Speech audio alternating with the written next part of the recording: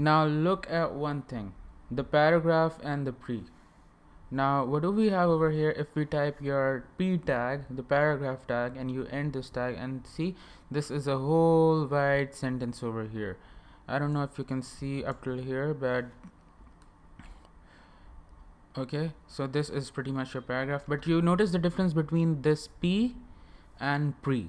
See, your pre did exactly what you told your compiler or your notepad plus plus to do. Okay, not the compiler exactly.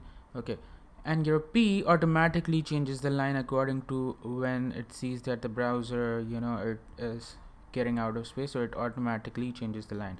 So this is your difference between the pre and one cool thing is that if I type here BreakLine br, now let's see what's gonna happen.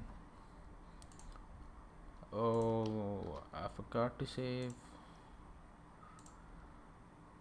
See, the break line changes the line explicitly, okay, and the break line can also work in the normal paragraph as well. So go ahead and play on with this thing.